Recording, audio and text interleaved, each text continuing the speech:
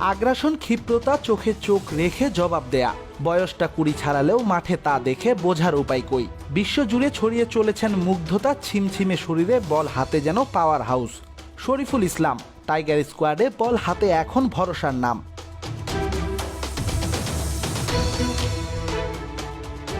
গেল বছর থেকেই ক্রিকেটে শরীফুলের ব্যস্ততাটা সাদা বলে। 23 সালের এলপিএল দিয়ে শুরু, এরপর এশিয়া কাপ, বিশ্বকাপ, নিউজিল্যান্ড সিরিজ।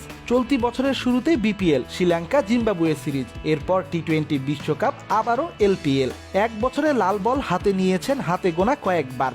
এবার আবারও পরীক্ষাটা লাল বলে। 2 ম্যাচের সিরিজ খেলতে শরীফুলের অবস্থান এখন পাকিস্তানে, যেখানে আছে লাল বলে বিশ্বসেরাদের কাতারে থাকা বাবর আজম, মোহাম্মদ রিজওয়ান, শান মাসুদের মতো মহাতারকা। তবে তাতেও যেন ঘাবড়ে যাচ্ছেন না টাইগারদের পেস তারকা।